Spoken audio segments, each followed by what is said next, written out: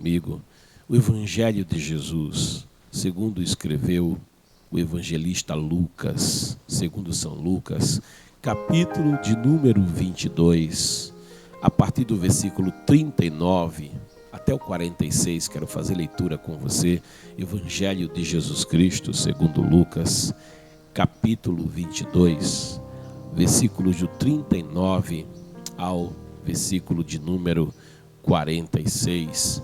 E eu quero te falar nessa manhã, te trazer uma palavra nesta manhã acerca da hematidrose de Cristo. A hematidrose de Cristo. Quero meditar com você. Certamente Deus tem uma palavra para o teu coração. Diz a palavra do Senhor. E retirando-se, seguiu, como de costume, para o Monte das Oliveiras, e os discípulos o acompanharam. Chegando ao lugar, Jesus lhes instruiu: orai, para que não venhais a cair em tentação.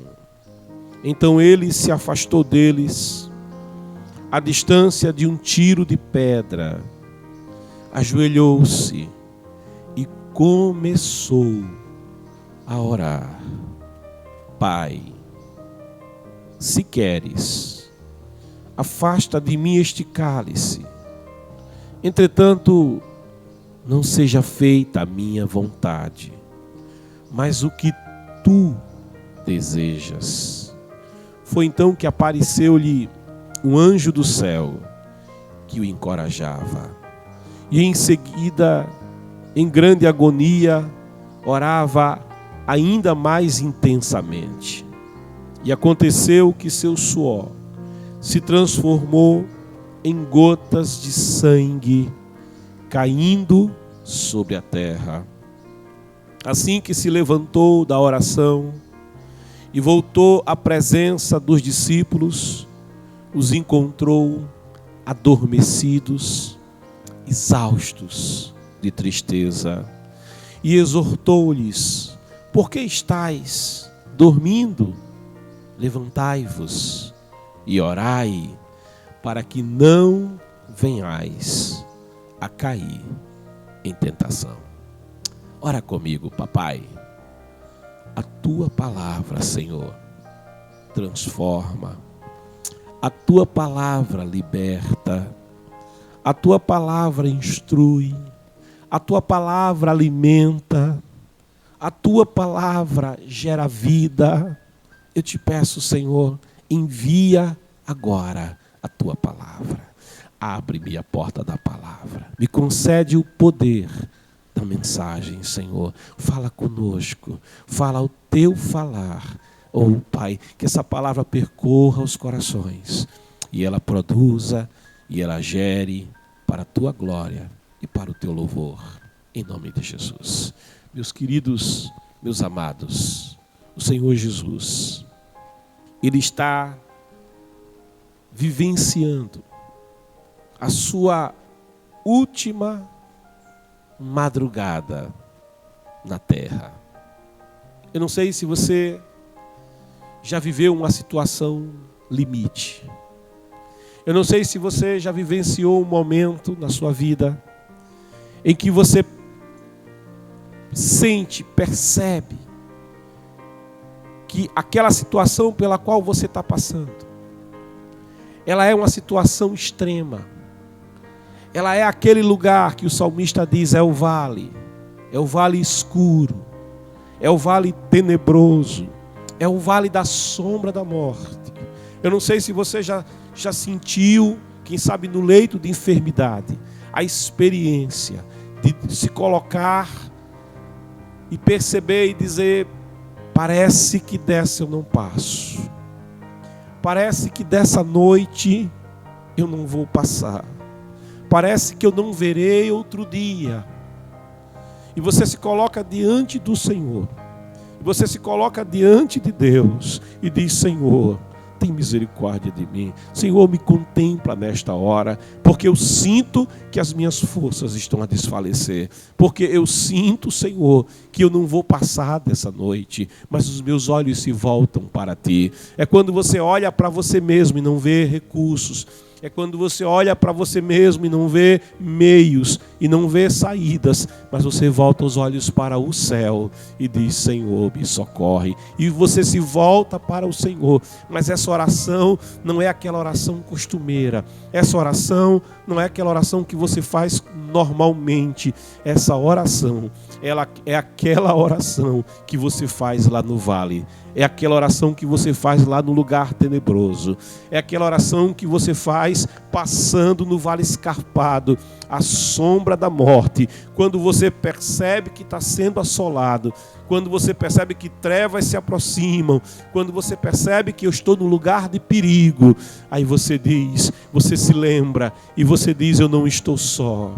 Eu não temerei o mal, porque Tu estás comigo, Tu permaneces comigo. Sabe, Jesus ele está vivendo um momento assim. É aquele momento que viveu o rei Ezequias. O rei Ezequias, ele recebe uma situação, ele vivencia uma situação de enfermidade. A enfermidade é grave. Os médicos do reino e os melhores tratamentos não conseguiram resolver o problema. Ele ia de mal a pior. As suas forças dia a dia iam desfalecendo. E os servos do rei já pensavam assim: parece que o rei não vai passar dessa. Olha, a saúde do rei vai de mal a pior. O rei não se levantava da cama, o rei não se erguia do leito, o rei não se recuperava, e o reino estava em polvorosa. Por quê? Porque o rei estava às portas da morte. E aquele rei recebe uma visita de um homem de Deus, de um profeta, não de um falso profeta, não de um profeta que profetizava por dinheiro, não de um profeta que profetizava por emoção carnal, não, mas de alguém, profeta Isaías, de um profeta que falava em nome do Senhor, a palavra do Senhor que havia sido revelada ao seu coração e à sua vida, e portador dessa palavra, portador dessa mensagem, aquele homem vai até o rei, chega até ao leito do rei e traz para o rei uma notícia, traz para o rei uma sentença, traz para o rei uma palavra. E o rei ansiava por uma palavra naquele leito de enfermidade. Quando os médicos não lhe traziam uma solução, ele esperava uma resposta. Ele esperava em Deus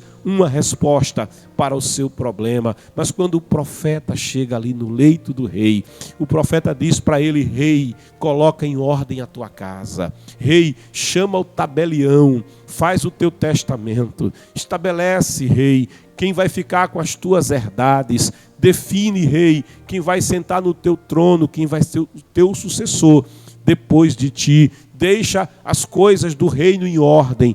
Deixa a tua casa em ordem, salda os teus compromissos, salda as tuas dívidas, estabelece, rei, o que vai acontecer depois da tua partida, porque dessa você não vai escapar, dessa você não passa. E é tudo que o profeta tem a dizer. O profeta não pode curá-lo, o profeta não pode levantá-lo do leito, o profeta não tem para ele uma mensagem de esperança, o profeta não tem para ele uma mensagem de dias melhores, o profeta não pode intervir, ele apenas é portador de uma mensagem e vai embora. Ele não tem um consolo, um abraço para dar ao rei. Não, ele tem que entregar a mensagem e ir embora. E o rei fica só. Fica só. Ele, o leito, e tudo que ele tem é uma parede agora para olhar. E ele volta-se para a parede do quarto, com o rosto em lágrimas. Ele se volta e ele volta-se para Deus. Ele volta para aquele que pode lhe dar esperança. Ele se volta para aquele que pode lhe dar uma resposta. Apesar de que ele recebeu uma sentença, apesar de que foi lhe revelado o que vai lhe acontecer, mas ele se volta para a parede e ele conta com a misericórdia de Deus. Ele volta-se para a parede e ele agarra-se com Deus como Jacó se agarrou no baú de Jaboque. E ele, olhando para a parede, o rosto em lágrimas, ele diz: lembra-te, Senhor. Lembra-te, Senhor. É o Deus que não se esquece. Lembra-te, Senhor, quem eu fui. Lembra-te, Senhor, quem eu fui. Sabe, Deus não esquece quem a gente foi. Deus não esquece quem a gente é. Deus não esquece os nossos feitos. Deus não esquece o nosso trabalho. Deus não esquece a nossa voluntariedade na sua casa, na sua obra. Deus não se esquece a nossa contribuição. Deus não se esquece a nossa fidelidade. Deus não se esquece tudo quanto nós fazemos em amor na sua obra, na sua casa, dele, por ele e para ele. E esse rei, ele olha para a parede e diz: Senhor, te lembra, eu fui fiel. Eu andei na tua presença. Eu andei nos teus caminhos. Eu andei em retidão. E ele não verbaliza, mas ele estava dizendo: eu não quero morrer, eu quero viver. Eu quero ter mais um ano de vida. Eu quero ver os filhos crescerem. Eu quero ver dias melhores.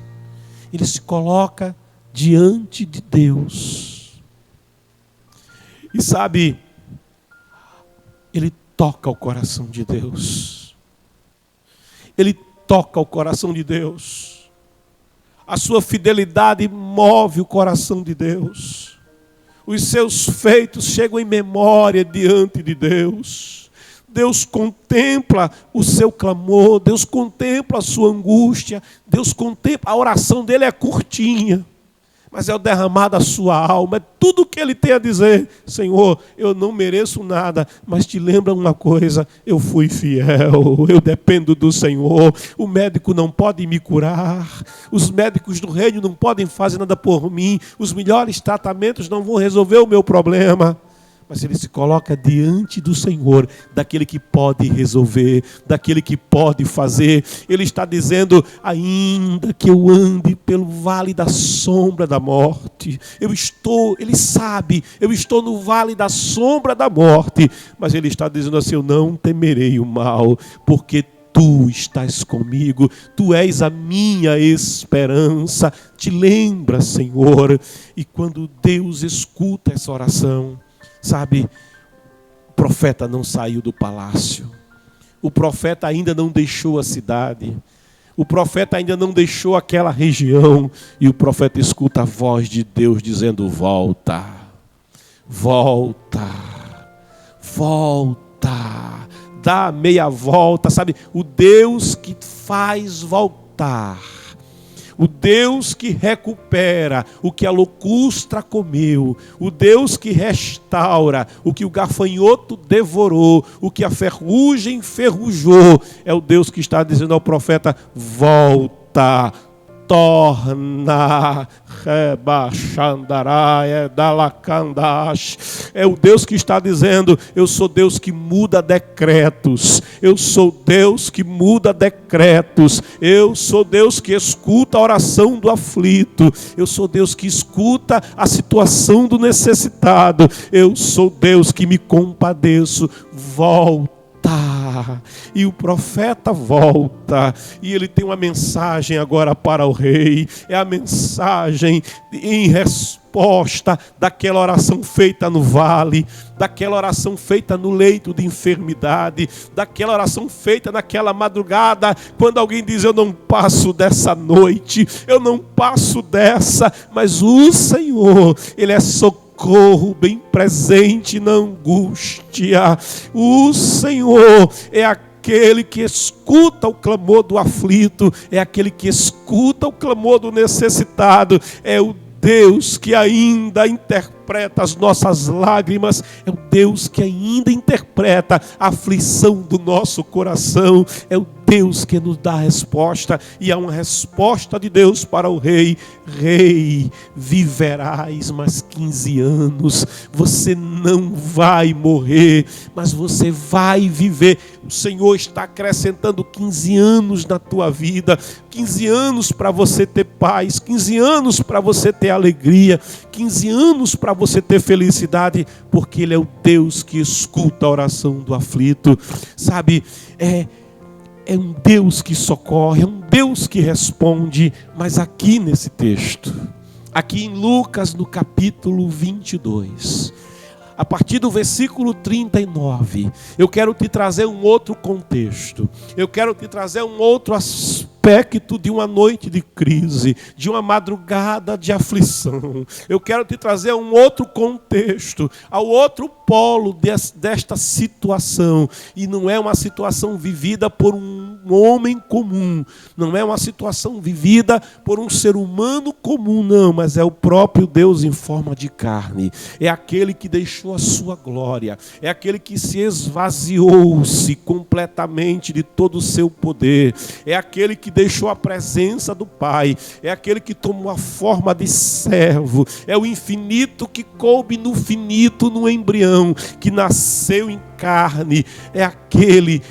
que veio buscar, salvar o que estava perdido, é aquele de quem João, apontando o dedo, vai dizer: eis aí o Cordeiro de Deus, que tira o pecado do mundo. Sabe, cordeiro não tem presas, cordeiro não tem garras, o cordeiro não tem com que se defender, o cordeiro não tem com que lutar, o cordeiro é tenro, o cordeiro, sabe, é algo mimoso.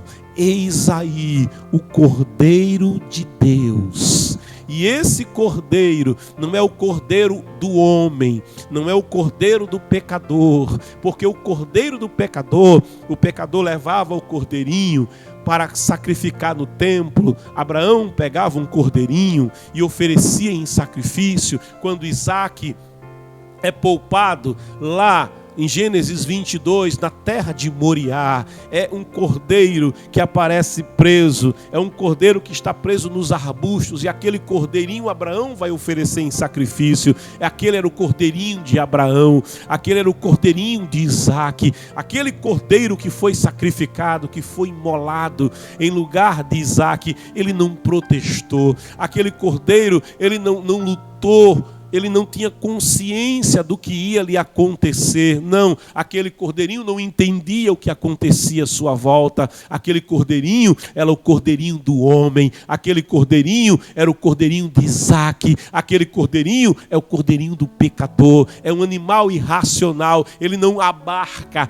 ele não compreende tudo quanto está acontecendo. Mas esse que está aqui em Lucas, capítulo 22, diferente daquele cordeiro que está em Gênesis 22, esse cordeiro aqui é o Cordeiro de Deus. Esse cordeiro aqui é o Cordeiro celestial. Esse cordeiro aqui entende o que está acontecendo. Esse cordeiro aqui compreende o que vai acontecer. Ele tem uma compreensão que vai além da compreensão humana. E ele sabe o que lhe aguarda. Ele sabe o que lhe espera. Ele tem a plena consciência do que ele vai vivenciar. Ele sabe que em carne essa é a sua última madrugada. Ele sabe que em carne essa é a última oração que ele faz sozinho na presença do Pai. Esse que está aqui é Jesus Cristo. É aquele que em público mandou o mar se aquietar. É aquele que em público ordenou que o vento se calasse. É aquele que ordenou: lança a rede, e a rede foi lançada e houve uma pesca maravilhosa. É aquele que disse a Bartimeu em público: o que queres que eu te faça? E ele não se preocupava o que é que Bartimeu queria, se era possível humanamente falando ou não. E Bartimeu vai lhe dizer em público: eu quero ver. E ele vai dizer: vê, o problema é resolvido.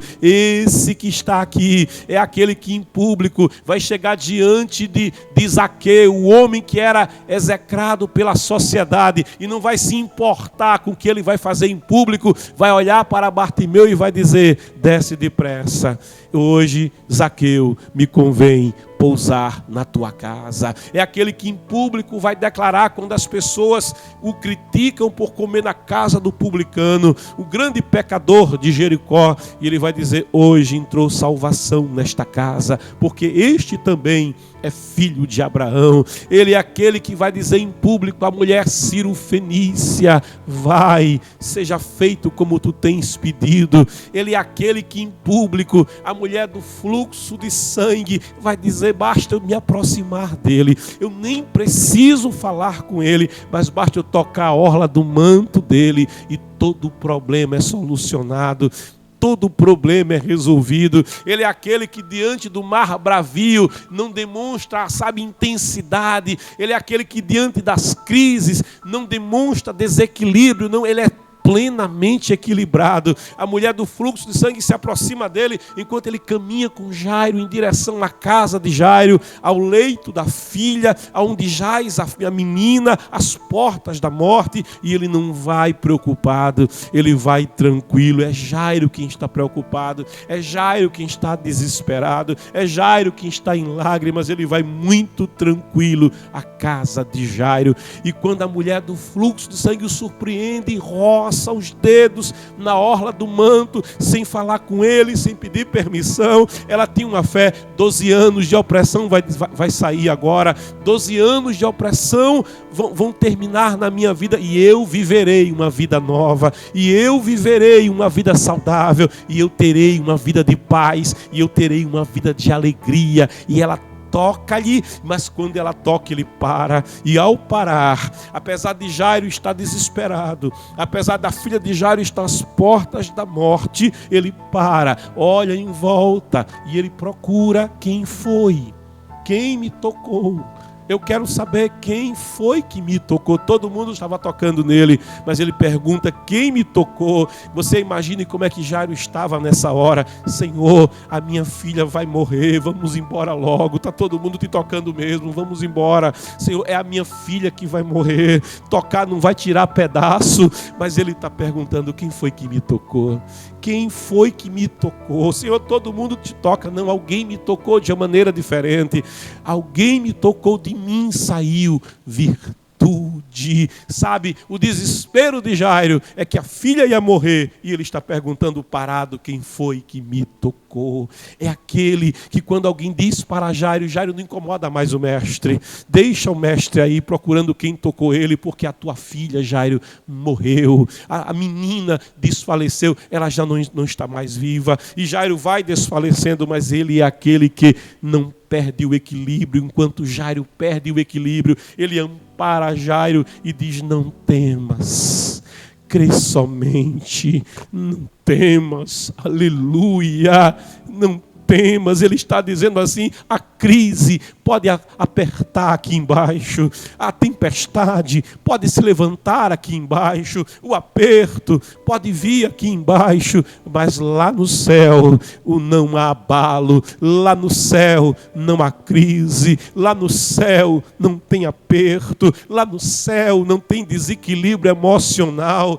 lá no céu permanece a autoridade, permanece o controle, permanece a soberania, permanece o poder. Lá no céu nada escapa à direção, ao poder e ao controle do Deus soberano e fiel. O céu não se abala, o trono do Pai não se abala, sabe? Mas aqui no Getsemane, este que está no Getsemane, aquele que pregou em público, aquele que exortou em público, esse aqui no Getsemane, ele vai chorar em privado, ele vai derramar lágrimas em particular, ele vai quebrantar o coração sozinho, solitário, nenhum amigo assistindo, nenhum amigo vendo-lhe as lágrimas, não, ele vai estar só. A palavra diz que retirando-se, seguiu como de costume ao Monte das Oliveiras, Jerusalém. Vale do Cedron é um vale um vale breve, lá diante está o Monte das Oliveiras, é um pequeno monte, ali ele gostava de ficar à noite, ali era fresco, enquanto Jerusalém estava cheia de gente, ele gostava de ficar ali, acampar ali, de estar ali, e é dito que, como de costume, ele vai para o Monte das Oliveiras, e os discípulos o acompanham naquela madrugada. Chegando ao lugar, Jesus lhes instruiu: orai, orai. Essa é a instrução que ele dá numa noite de crise, numa noite escura, numa noite de dificuldades, é orai, para que não venhais a cair em tentação. Orai, para que vocês não sejam tentados a desfalecer. Orai, para que vocês não sejam tentados a desistir. Orai, para que o desespero não tome conta de vocês, para que o desequilíbrio não tome conta de vocês, para que vocês não ajam apenas por emoção, não ajam no afã do desespero, no afã da crise. Ele diz: orai, porque orar traz equilíbrio, orar traz centralidade, orar desperta a fé, orar fortalece a fé, orar nos faz ver com os olhos da fé, orar fortalece a esperança que tem no coração, orar nos dá uma outra perspectiva, orar nos vê enxergar a porta de saída. Orar nos faz entender que ainda que não hajam recursos na terra, não faltam recursos no céu. Orar nos liga ao Espírito de Deus. Orar nos conecta ao trono do Todo-Poderoso. Orar muda a nossa situação. Quando Paulo estava na embarcação que o conduzia a Roma, e aquele navio era sacudido de um lado para o outro, e eles pegam a mercadoria do navio e lançam ao mar com grande prejuízo, os porões ficam vazios, a embarcação fica aliviada, mas não cessa a tormenta, não cessa o prejuízo, o dano está sobre aquela embarcação. Os marinheiros veem escapar a esperança da vida, mas Paulo, o apóstolo, ele fica de pé e ele diz: olha, não fiquem desesperados, porque eu estava orando. Não percam a esperança, porque eu estava orando. E enquanto eu estava orando, o Senhor falou comigo, o Senhor ministrou ao meu coração que nenhuma vida aqui vai se perder. O navio vai se perder, vai ter prejuízo no navio, mas as vidas de vocês não serão perdidas. Orar na hora da necessidade, orar na hora da crise, é isso que ele está instruindo aos discípulos aqui. Orai para que não venhais cair, orar para não desfalecer. Ora, mas eu já estou caído, então ora caído, porque você vai levantar. Se você não conseguiu buscar a face, se você não se voltou para o Senhor quando a crise começou, se você ouvidou buscar ao Senhor na hora da tua necessidade, então eu te convido, ora mesmo prostrado, ora mesmo em meio à tormenta, porque Paulo orou na tormenta e Deus o visitou na tormenta. Jesus, ele está instruindo os discípulos, mas ele está instruindo a eles uma coisa que ele mesmo vai fazer. Ele está instruindo que eles façam algo que ele mesmo vai exercitar. Versículo 41 diz: então ele se afastou deles, à distância de um tiro de pedra, ajoelhou-se e começou a orar. Jesus vai em particular, é uma certa distância, e nessa certa distância ele dobra os joelhos. Aleluia! Ele se prostra diante de Deus. Sabe, aqui não é um homem de joelhos, aqui é o Filho de Deus de joelhos. Aqui é o Verbo que se fez carne de joelhos. Aqui é o Cordeiro de Deus de joelhos na presença do Todo-Poderoso. É por isso que eu digo a você: ora de joelhos, porque de joelho é melhor.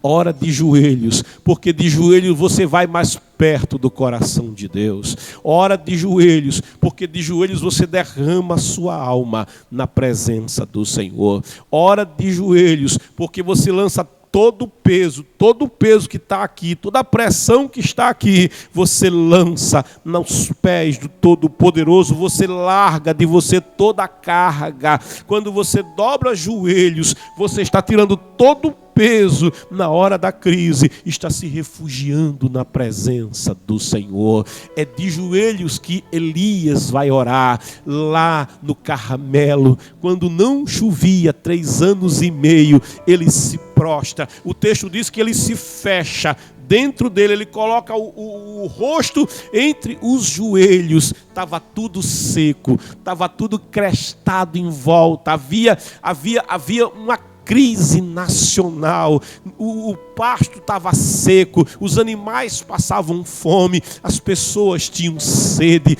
a nação estava economicamente derrotada, economicamente em ruína, mas ele estava de joelhos, ele coloca o rosto entre os joelhos, ele dizia: ainda que me cerque uma situação de crise, ainda que me cerque uma situação de adversidade, ainda que os olhos e a vista me tragam informações de coisas que afligem a minha alma, ele dobra os joelhos, ele coloca o rosto entre os joelhos, ele se fecha, mas ele se fecha na presença de Deus, ele se fecha contra a crise, mas ele se volta para o trono de Deus, ele começa a orar, dizendo: Senhor, manda água agora, manda água agora, termina essa crise, encerra essa seca, restaura esta nação.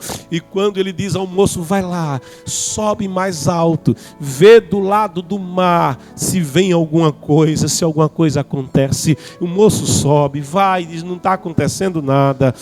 Vai, diz ao profeta a notícia: profeta, tu está orando, mas não está acontecendo nada. Você está pedindo, mas não está sendo atendido. O profeta continua fechado. Os ouvidos agora trazendo notícias negativas, mas ele continua fechado ali na presença do Senhor. E ele diz: vai de novo, porque oração é pedir, oração é buscar e oração é bater. Oração é um processo de insistência. É a insistência quando você diz: Senhor, eu estou orando, o Senhor não está me ouvindo. Por que o Senhor não está me atendendo? Isso não é repetir a oração, isso é persistir na oração. Senhor, eu estou batendo. Tem alguma coisa que impeça que o Senhor abra a porta? Tem alguma coisa em mim, Senhor, que está impedindo que a porta seja aberta? Senhor, não é o teu tempo para o Senhor fazer. Oração é essa persistência. Ele diz: vai, continua, sobe lá. E o moço vai de novo e volta pela segunda vez e diz: ainda não está acontecendo nada. Você está orando, mas não está acontecendo nada. A oração, queridos, alguém quer fazer oração e quer resposta instantânea. Alguém quer fazer oração e quer resposta imediata. Mas a oração envolve uma persistência. Por isso, o homem de Deus, ele está orando e diz: vai de novo, sobe de novo, porque eu estou orando. Sobe de novo, porque ainda que a crise assole, eu estou fechado na presença do Todo-Poderoso. E aquele moço vai 2, 3, 4, 5, 6, 7. Na 7ª, ele volta com a notícia dizendo: tem uma pequena nuvem, bem distante, pequenininha, é do tamanho da mão de um homem. Aleluia. E o profeta parou de orar, porque ele entendeu: é a resposta de Deus, é a resposta do Senhor. Mas é uma nuvem tão pequenininha, mas a nuvem pequenininha, ela vem com os aguaceiros de Deus, sabe? Ele entendeu: tem uma resposta de Deus aqui na minha crise. É Deus começando o processo de mudança da nação de Israel. Começa com uma nuvem pequenininha do tamanho da mão de um homem que ora na hora da crise. Jesus está instruindo os seus discípulos e ele mesmo agora, ele está vivenciando isso. Ele dobra os joelhos, ele se fecha na presença de Deus e ele começa a orar. Ele começa a orar. E a sua oração nessa noite de crise é: Pai, Abba. Era assim que ele falava: Pai, Abba, se queres. Oh glória. Ele não diz se podes, mas a sua oração é: se queres. Porque Deus pode todas as coisas. Deus pode resolver toda e qualquer situação. Deus pode tratar de toda e qualquer necessidade. Mas a oração dele é: se queres, se é a tua vontade. E ao orar assim, ele está se colocando como aquele que quer alguma coisa, mas mais do que aquilo que ele deseja por si mesmo, ele quer muito mais a vontade de Deus. Ele quer em primazia a vontade de Deus. Sabe, quando você busca a Deus em oração, há uma pergunta que você precisa se fazer: eu quero aquilo que Deus quer? Eu aceito aquilo que Deus quer? Eu quero viver aquilo que Deus quer que eu viva? Oh, aleluia! Eu quero ser aquilo que Deus quer que eu seja. Eu quero estar onde Deus quer que eu esteja, porque o melhor lugar, a melhor situação, aleluia, Deus não vê como vê o homem. O melhor lugar, a melhor situação, o melhor contexto, não é no sul, não é no norte, não é no leste, não é no oeste. O melhor lugar, a melhor situação e o melhor contexto é o centro, exato centro da vontade de Deus na sua vida, porque a vontade de Deus é boa, a vontade de Deus é agradável, a vontade de Deus é perfeita, mas a vontade de Deus tem que estar sobre a nossa vontade. A vontade de Deus precisa em mim suplantar a minha própria vontade. Essa oração que Jesus faz não é se Deus pode, Ele sabe que Deus pode. A oração de Jesus é se tu queres. Se tu queres. Aleluia. O Senhor diz: os meus pensamentos são maiores do que os vossos pensamentos. Jesus está dizendo: Senhor, se tu queres, afasta de mim este cálice.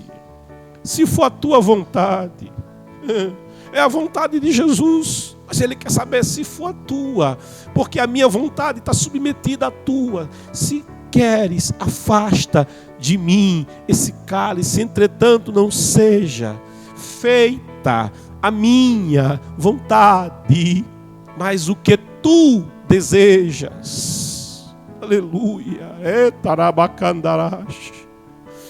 Aleluia. Não o que eu quero, mas o que tu queres.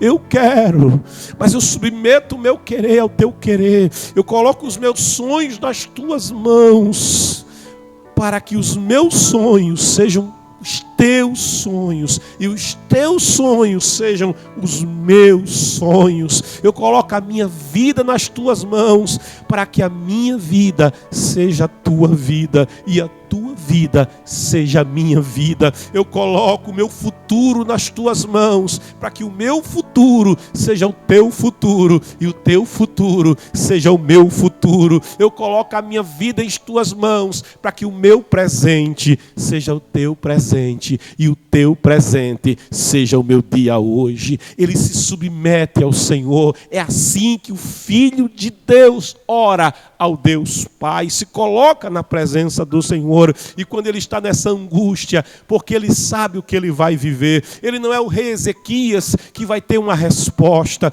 ele não é o rei Ezequias que vai ter mais 15 anos de vida, ele não é Abraão que o filho será poupado, não, ele não será poupado. Ele sabe exatamente o que lhe aguarda. No versículo 43 é dito: foi então que apareceu-lhe um anjo do céu que o encorajava.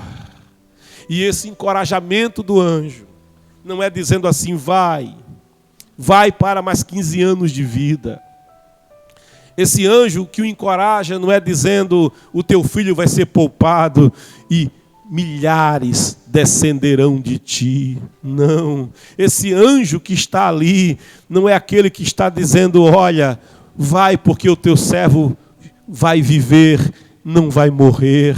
Este anjo que está ali não é dizendo: vai e entra para uma vida de deleites, vai e entra para tomar posse posse daquela propriedade que você tanto queria. Entra e toma posse daquele emprego maravilhoso. Entra e toma posse daquele cargo maravilhoso. Não, esse encorajamento que o anjo está fazendo com ele é dizendo: persiste em viver a vontade de Deus, persiste em cumprir a missão que Deus te deu, persiste em vivenciar aquilo que Deus estabeleceu para que você viva, no lugar onde você está, da forma como Deus estabeleceu. Persiste em fazer conforme o querer de Deus. É esse estímulo que o anjo está lhe dando. Vai adiante, não desiste, não olhe para trás. O anjo está dizendo para ele: Deus acredita em você, Deus investiu em você, Deus, Ele escolheu você para esta missão, para este propósito.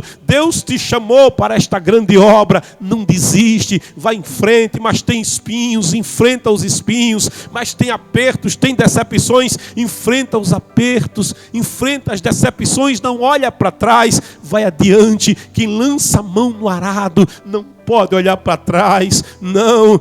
Se olhar para trás, o Senhor diz: a minha alma não terá nele prazer, mas vai adiante, não desiste, persiste. É isso que esse anjo está dizendo para ele. E o versículo 44 vai dizer: e em grande agonia, porque essa madrugada é uma madrugada de agonia, e em grande agonia orava ainda mais intensamente. Esse Jesus que está aqui é diferente daquele que estava na popa do barco e os discípulos o acordaram dizendo: Senhor, não se te dá que pereçamos. E ele acorda meio sonolento, sem muita preocupação, o vento soprando por tudo que é lado, os discípulos desesperados, agoniados, e ele olha e diz: ô mar, me deixa dormir, ô vento, te aquieta, está atrapalhando o meu sono, e volta a dormir.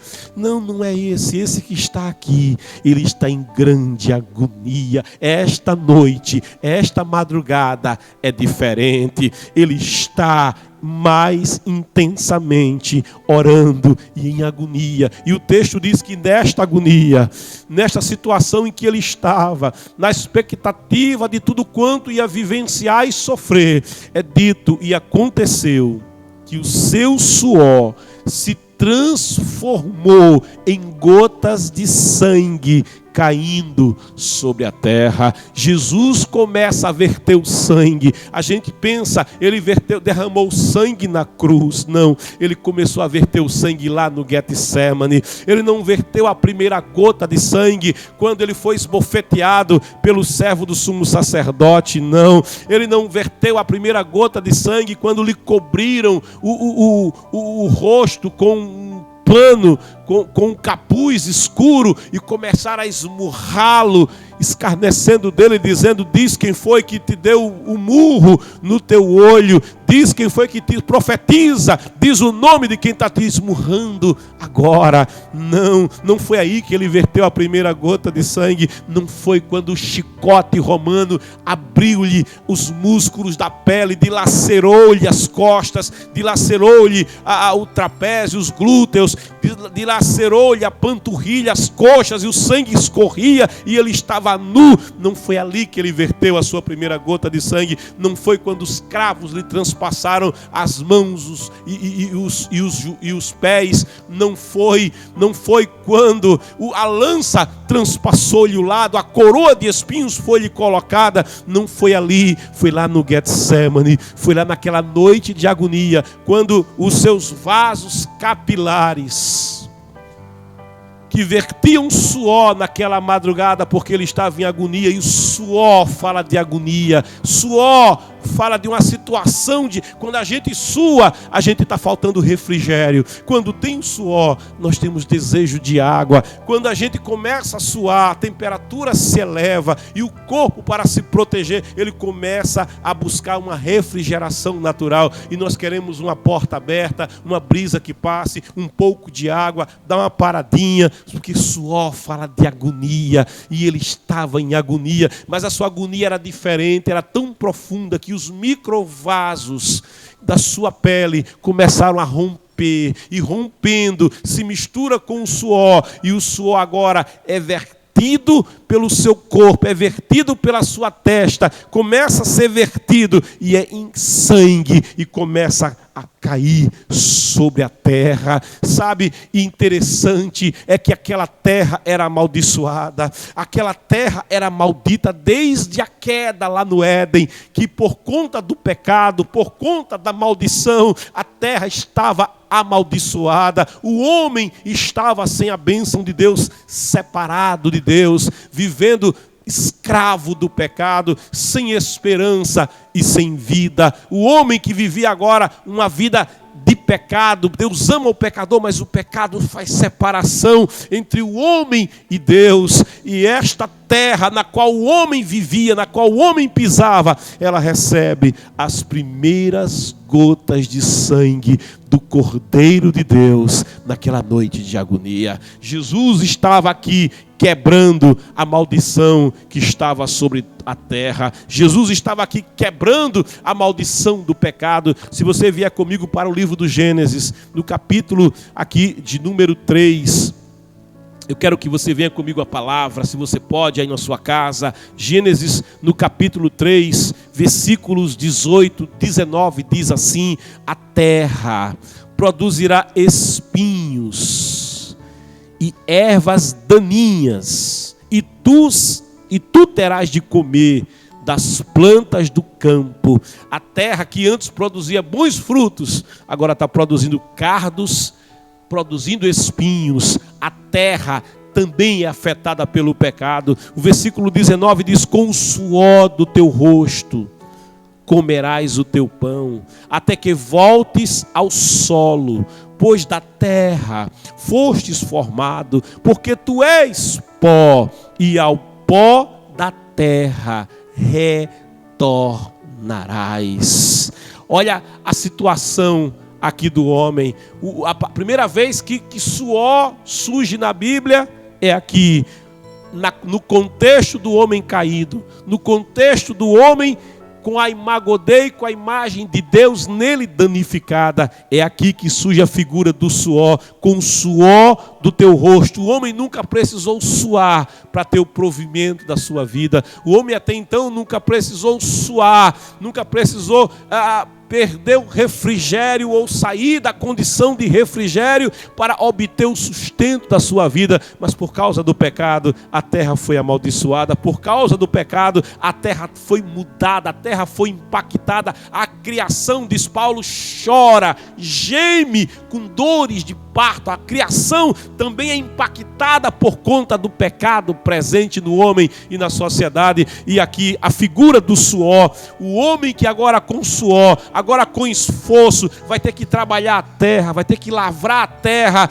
para conseguir que a terra possa produzir alimento. E quantas vezes que o homem produz e lavra a terra e ele não obtém aquilo que ele esperava. Ele semeia, mas não colhe. Ele lança a semente, mas ele não tem a alegria de ver o pleno frutificar daquela semente. Antes ele amarga muitas perdas. Jesus, ele está suando no Getsemane, e aquela terra que era amaldiçoada, ela está recebendo as primeiras gotas do seu sangue. Mas mais que isso, mais ainda, Jesus, ele está vertendo sangue para purificar o homem do seu mal, para purificar o homem do seu pecado. Segundo a lei, a alma que pecar morrerá. A palavra de Deus nos diz que todos pecaram, e destituídos estão da glória de Deus. A palavra de Deus diz: porque não há ninguém que faça o mal. O homem, ao cair no pecado, o homem, ao cair na queda, ele se viu destituído da possibilidade de realmente fazer o que é bom. A Bíblia diz que todo pensamento e toda a imaginação do homem, ela o conduz para o mal. O homem no pecado é, como diz o salmista, é um abismo chamando outro abismo. Ele entra Paulo diz: aquilo bem que eu quero fazer, esse bem eu não faço, e aquilo que eu faço eu não quero. Paulo, ele revela o sentimento do pecador quando ele diz: quem me livrará do corpo desta morte? O pecado escraviza, natureza. Jesus diz: aquele que pratica o pecado se torna escravo do pecado, e o pecado tem consequências. O pecado leva o homem à sarjeta, o pecado destrói a paz, o pecado destrói a verdadeira vida abundante que o homem deveria viver, e o homem se vê despossuído da verdadeira paz, da verdadeira alegria. Ele pode até ter bens, ele pode até ter sucesso, mas ele percebe que tudo isso tem insipidez, tudo isso não resolve o vazio do seu interior, o vazio do seu coração. E alguém diz: se eu tiver dinheiro eu vou ter felicidade, e alguém busca o dinheiro, e a palavra vai revelando que o amor ao dinheiro é o princípio de todos os males. Quanto mais o homem busca ter dinheiro, mas ele vivencia males na sua vida. E a vida humana separada de Deus e no pecado é uma vida de infelicidade. Mas, querido, Jesus, naquela madrugada, ele vertia o seu sangue para quebrar a maldição do pecado. Jesus vertia o seu sangue para que o homem pudesse ser liberto, para que o homem pudesse pela graça ser salvo. Como diz a palavra, pela graça sois salvos por meio da fé. Algo que não vem do homem, porque o homem não pode salvar o próprio homem, ainda que queira muito. Isso não vem do homem, isso vem apenas de Deus. É por isso que o cordeiro que está aqui é o cordeiro de Deus. Mas esse cordeiro não é um cordeiro indiferente. Ele sente o problema do pecado, ele vivencia os males que o pecado traz, os males que o pecado coloca sobre o homem. Aquilo que realmente é o pecado, ele sente isso sobre ele, o peso. Isaías vai dizer que o castigo que nos traz a paz estava sobre ele, e é pelas pisaduras dele que nós somos sarados. Ele está vivenciando isto aqui, derramando e vertendo o seu sangue naquela noite no Getsemane. E para ele não teria, mais 15 anos, para ele não teria, existe um outro caminho, tem uma outra forma do homem ser salvo, tem uma outra maneira do homem ser tratado. Não tem. Ele precisava carregar sobre si o pecado do homem. Ele precisava tomar sobre si a culpabilidade do homem. Ele precisava pagar o preço pelo resgate. E o preço pelo resgate era a sua vida. O salário do pecado é a morte. O pecado leva o homem à morte, e ele necessitava de resgatar o homem da morte, dando no lugar do homem a sua vida. Queridos, há séculos passados, depois que a reforma protestante ela avançou na Europa,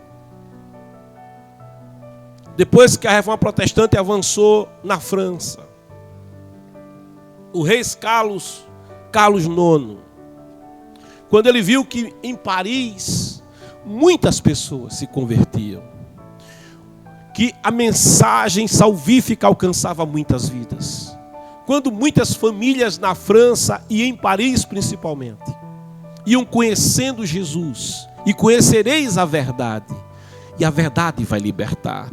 E aquelas pessoas iam confessando Jesus como Senhor e Salvador, iam sendo purificadas pelo sangue que ele verteu lá no Getsemane, lá na cruz. E elas sentiam um novo nascimento, e elas sentiam paz no seu interior, e elas sentiam o gozo, a alegria da salvação. Milhares iam se convertendo, as famílias iam conhecendo a verdadeira paz, porque Jesus disse: eu vim para que vocês tenham vida.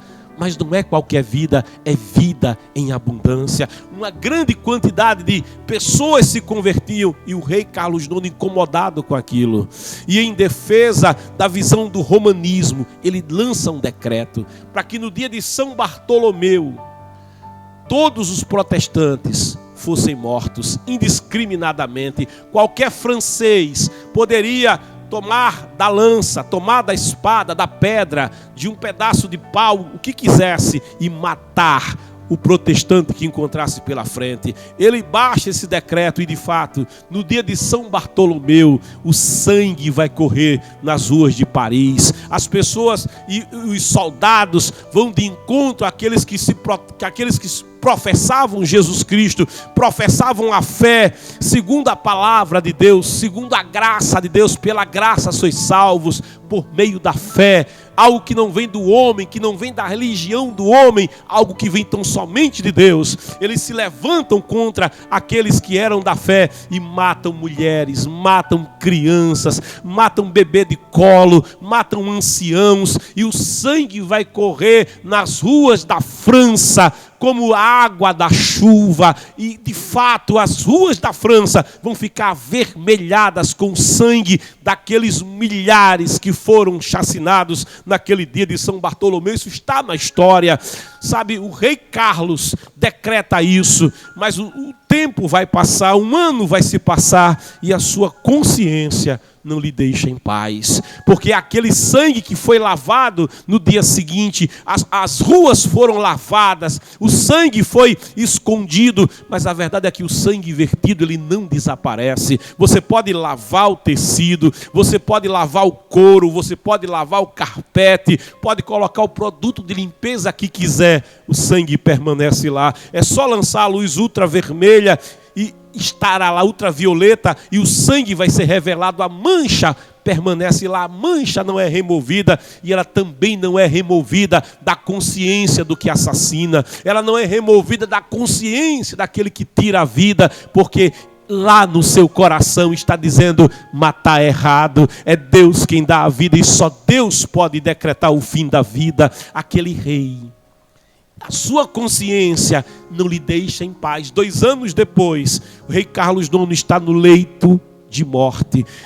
Não passava daquele dia, não passava daquela doença, e aquilo que o agoniava não era apenas a perspectiva da morte, mas aquilo que o agoniava era a consciência do seu pecado que lhe acusava, porque ele havia tirado a vida de milhares. Através dos seus decretos, milhares haviam perdido a vida. Ele havia tocado naqueles que eram amados de Deus, na menina dos olhos de Deus, e a sua consciência agora não lhe deixa em paz. E a história diz que antes de morrer, ele começou a suar, e a hematidrose manifestou-se no seu corpo, e ele começou a verter gotas de suor com sangue, porque a sua consciência não lhe deixava em paz, e em agonia o rei Carlos IX morreu. Mas esse Jesus que está lá no Getsemane,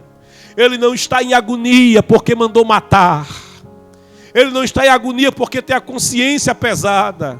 Ele não está em agonia porque decretou que milhares morressem. Ele está em agonia para que o pecador que está em agonia possa ter paz. Ele está em agonia para que o pecador que está em desespero encontre esperança. Ele está em agonia para aquele que está em prisões seja liberto. Ele está em agonia para aquele que não tem salvação seja alcançado pela salvação. Ele está em agonia para que aquele que caminha o caminho da morte, ele saia do caminho da morte e ele entre no caminho da vida, que é Cristo. Ele está em agonia para que aquele e aquela que não conhece a Deus venha a ter pleno conhecimento de Deus e seja regenerado, e seja transformado, e seja liberto de toda a culpa e de todo o pecado. É por isso que ele está em agonia. Ele está em agonia para que aquele que é maldito pelo pecado, ele seja bendito de Deus.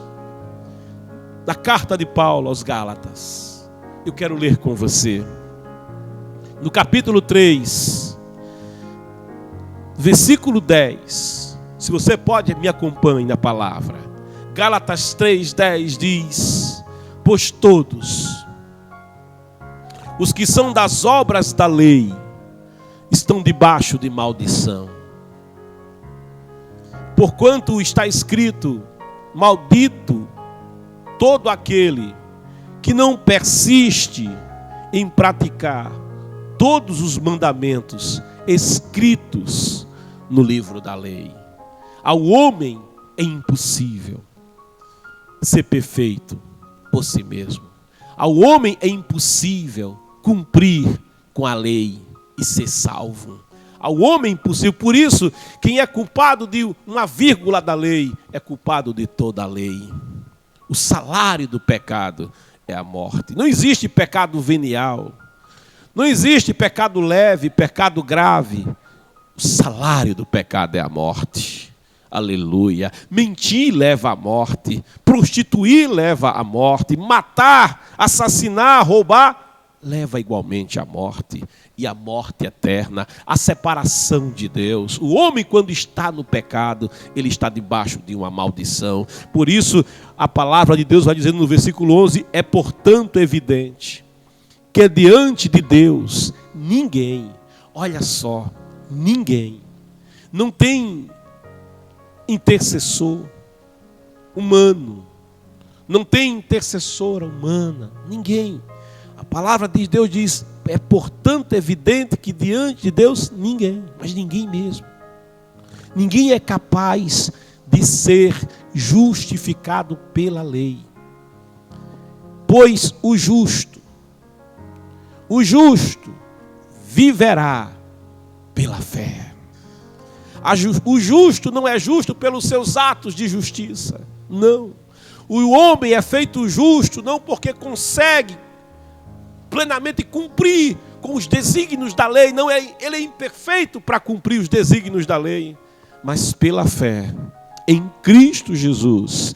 A palavra diz: pois o justo pela fé em Cristo ele viverá. Mas por que ele viverá? Porque Cristo deu a vida por ele, porque Jesus pagou o preço por ele, porque ele caminhava o caminho da maldição, mas Jesus se fez maldição por ele, pelo pecador, por mim e por você, lá na cruz do Calvário. Ele entrou em agonia, ele verteu sangue, ele teve hematidrose, o seu suor, as suas gotas de sangue foram vertidas para libertar, para purificar, para tirar o homem de toda a maldição, de toda a prisão do pecado. E o homem pela fé agora é feito justo em Cristo Jesus, o Senhor. Versículo 12 diz: a lei não é fundamentada na fé, ao contrário, quem praticar esses mandamentos, por eles viverá. O problema é que não praticando, por eles morre. A lei não é fundamentada na fé,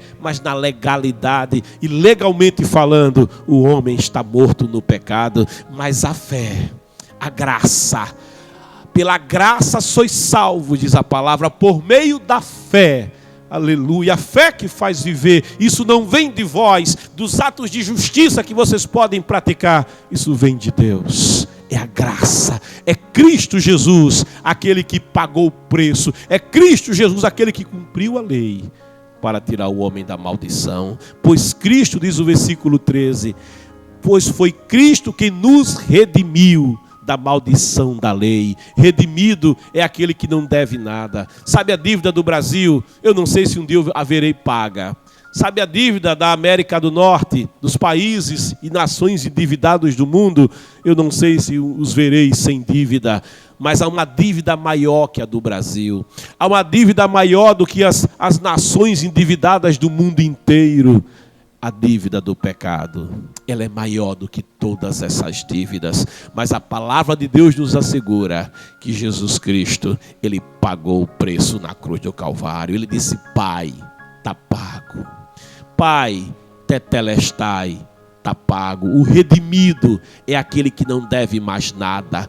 O redimido é aquele que tinha uma dívida impagável, mas agora está pago. Jesus pagou a dívida no Calvário. Lá na cruz havia Jesus. Ele não devia nada. E um daqueles que estava do lado dizia: esse homem não deve, esse homem é justo, ele está crucificado. Eu não sei porquê, mas não é porque ele deva alguma coisa. Mas nós, e é o pecador falando, ele e o companheiro, mas nós praticamos atos que nos fez contrair essa dívida, e por isso estamos na cruz, malditos pelo pecado e malditos pela lei, porque estavam pendurados na cruz. Mas aquele pecador, ele vai dizer para Jesus: lembra de mim, Senhor, lembra de mim. E quando ele diz, lembra de mim, ele se volta para Deus. Quando ele diz, lembra de mim, ele coloca a sua fé em ação. E o justo, pela sua fé, viverá.